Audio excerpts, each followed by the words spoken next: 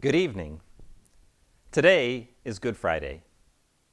It's the day we remember the story of Jesus' betrayal, arrest, crucifixion, and death. It is a story filled with sorrow. It's also a story that reveals the depth of Jesus' commitment to God's way of peace and mercy and love.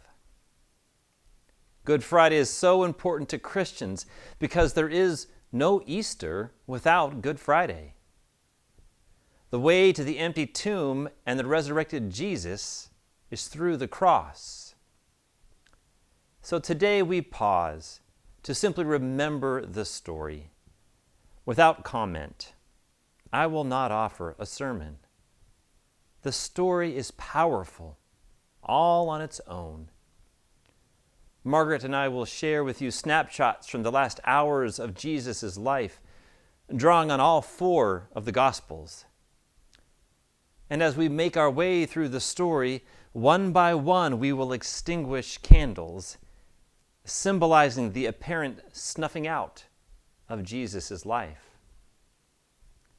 And then, at the end, we enter into the silence of Good Friday, and we watch, and we wait, and we hope that out of this sad, tragic story, that out of the stone-cold tomb, love will indeed prove to be stronger than death. Thank you for taking the time to join us here to remember the story of Jesus' life and love poured out for and offered up for us and for the whole world.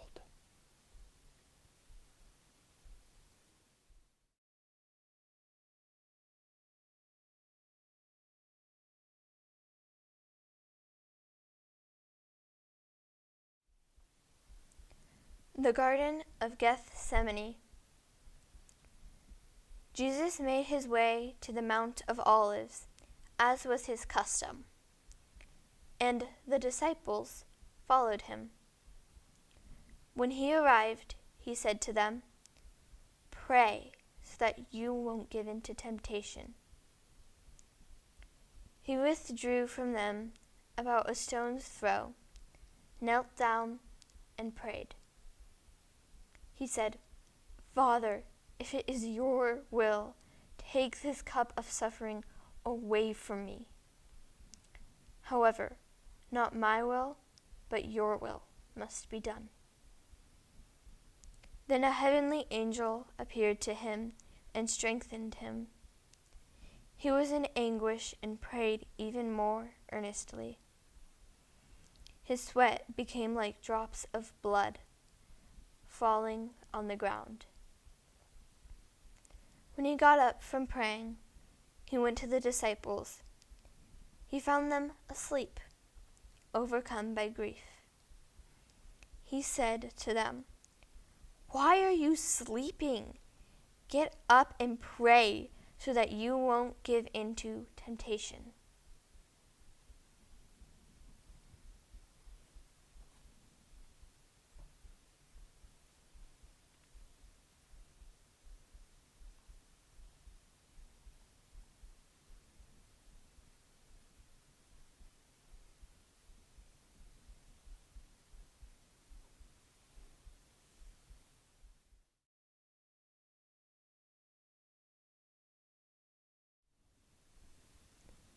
While Jesus was still speaking, a crowd appeared, and the one called Judas, one of the 12, was leading them. He approached Jesus to kiss him. Jesus said to him, "Judas, would you betray the human one with a kiss?" When those around him recognized what was about to happen, they said, "Lord, should we fight with our swords?" One of them struck the high priest's servant, cutting off his right ear. Jesus responded, "Stop, no more of this." He touched the slave's ear and healed him. Then Jesus said to the chief priests, the officers of the temple guard, and the elders who had come to get him, "Have you come with swords and clubs to arrest me, as though I were a thief? Day after day I was with you in the temple, but you didn't arrest me. but this is your time when darkness rules." Then the company of soldiers, the commander, and the guards from the religious leaders took Jesus into custody.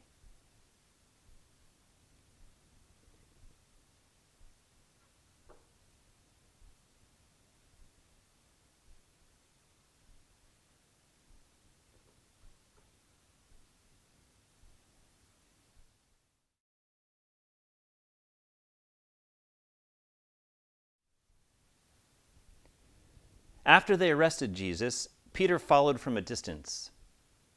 When they lit a fire in the middle of the courtyard and sat down together, Peter sat among them. Then a servant woman saw him sitting in the firelight. She stared at him and said, "This man was with him too." But Peter denied it, saying, "Woman, I don't know him." A little while later, someone else saw him and said, "You are one of them too."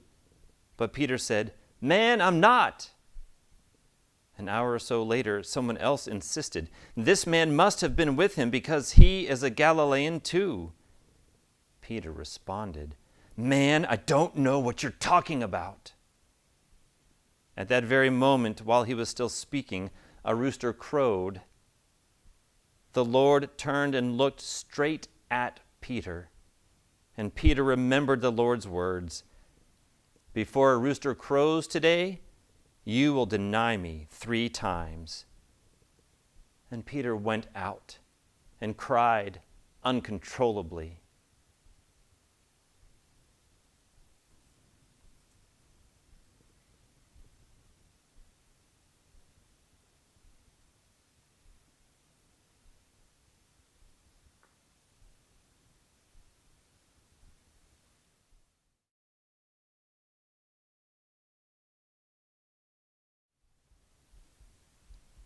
Meanwhile, the chief priest questioned Jesus about his disciples and his teaching.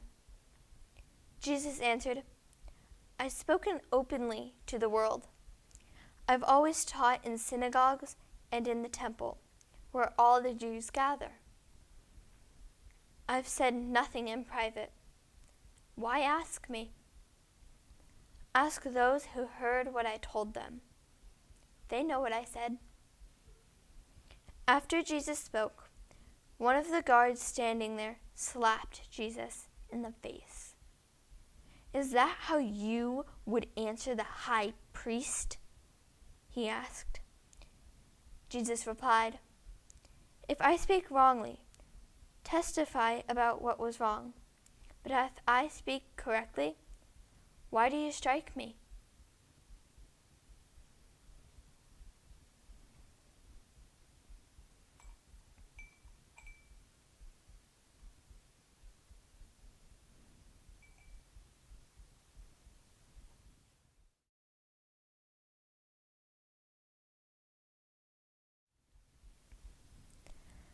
Early in the morning, all the chief priests and the elders of the people reached the decision to have Jesus put to death.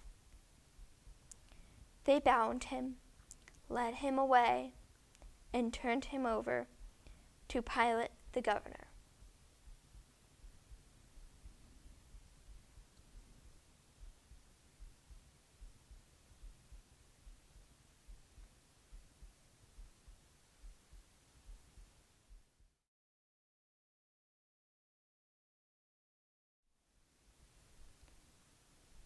When Judas, who betrayed Jesus, saw that Jesus was condemned to die, he felt deep regret. He returned the 30 pieces of silver to the chief priests and elders and said, "I did wrong because I betrayed an innocent man." But they said, "What is that to us? That's your problem." Judas threw the silver pieces into the temple and left. Then he went and hanged himself. The chief priests picked up the silver pieces and said, "According to the law, it's not right to put this money in the treasury. Since it was used to pay for someone's life, it's unclean." So they decided to use it to buy the potter's field where strangers could be buried. That's why that field is called Field of Blood to this very day. This fulfilled the words of Jeremiah the prophet. And I took the 30 pieces of silver, the price for the one whose price had been set by some of the Israelites, and I gave them for the potter's field, as the Lord commanded me.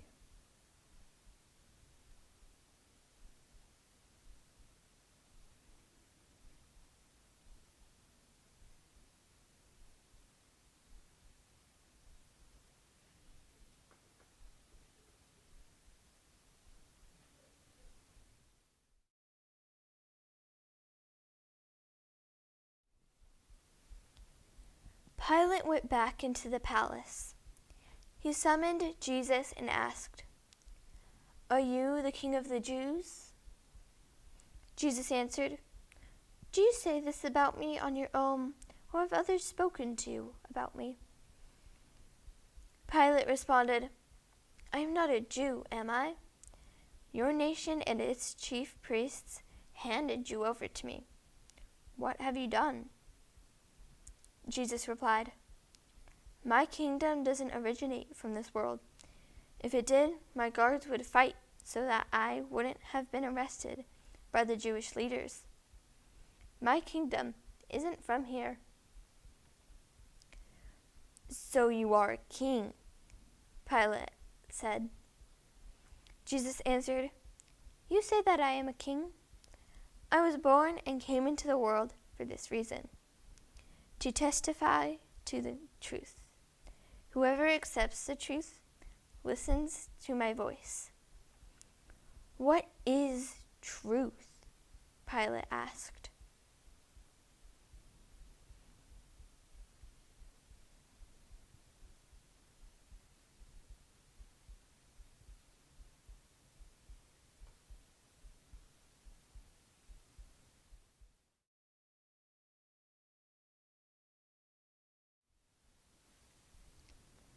It was customary during the festival for the governor to release to the crowd one prisoner, whomever they might choose. At that time, there was a well-known prisoner named Jesus Barabbas. When the crowd had come together, Pilate asked them, "Whom would you like me to release to you, Jesus Barabbas or Jesus who is called Christ?" He knew that the leaders of the people had handed him over because of jealousy. While he was serving as judge, his wife sent this message to him: "Leave that righteous man alone. I've suffered much today in a dream because of him." But the chief priests and the elders persuaded the crowds to ask for Barabbas and kill Jesus. The governor said, "Which of the two do you want me to release to you?" "Barabbas," they replied. Pilate said, "Then what should I do with Jesus who is called Christ?" They all said, "Crucify him." But he said, "Why? What wrong has he done?" They shouted even louder, "Crucify him!" Pilate saw that he was getting nowhere and that a riot was starting. So he took water and washed his hands in front of the crowd. "I am innocent of this man's blood," he said. "It is your problem."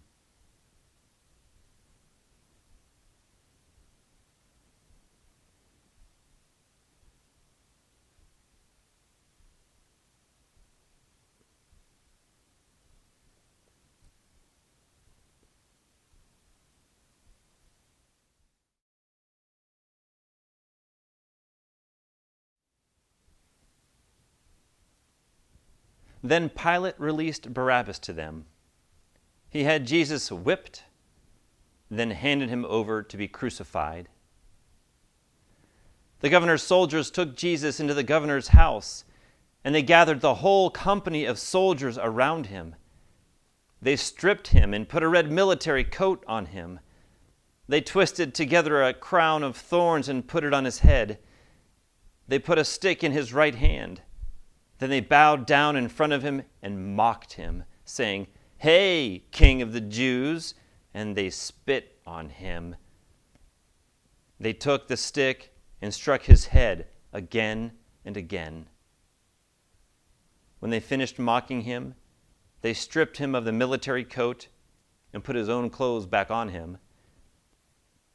they led him away to crucify him.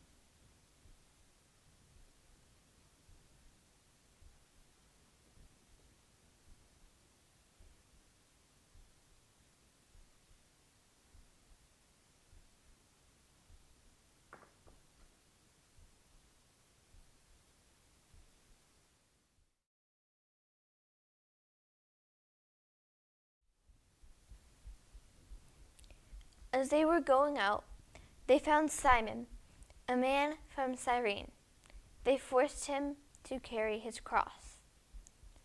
When they came to a place called Golgotha, which means skull place, they gave Jesus wine mixed with vinegar to drink. But after tasting it, he didn't want to drink it. After they crucified him, they divided up his clothes among them by drawing lots. They sat there guarding him. They placed above his head the charge against him. It read, "This is Jesus, King of the Jews."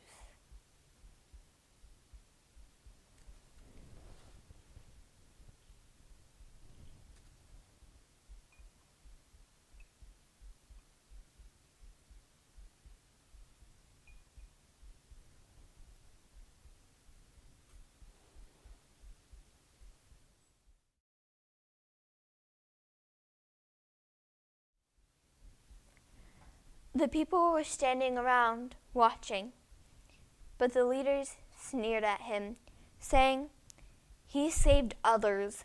Let him save himself if he really is the Christ sent from God, the chosen one."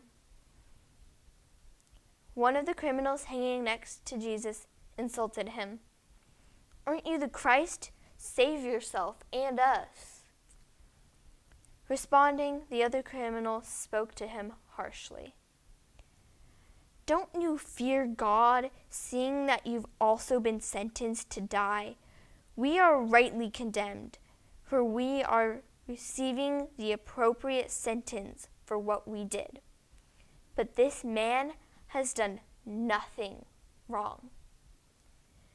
Then he said, "Jesus, remember me when you come into your kingdom."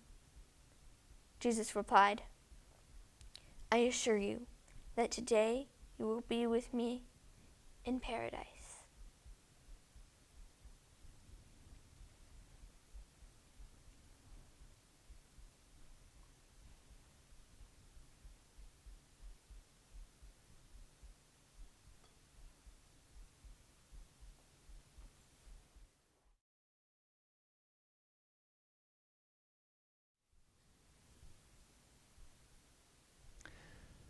From noon until 3 in the afternoon, the whole earth was dark.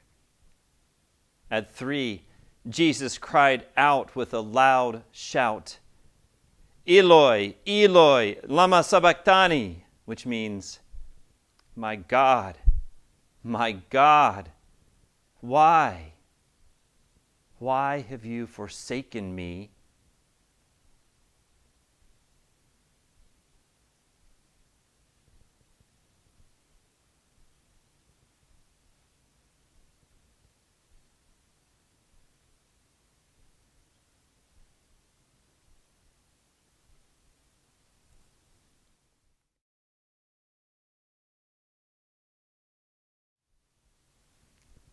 After hearing him, some standing there said, "Look, he's calling Elijah."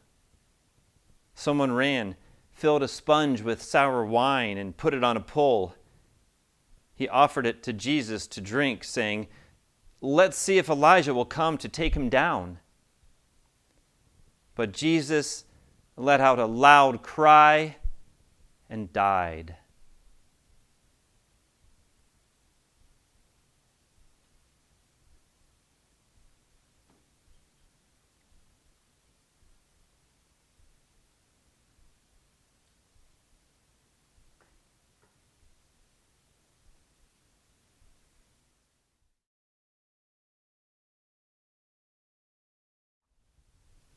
Now there was a man named Joseph, who was a member of the council. He was a good and righteous man.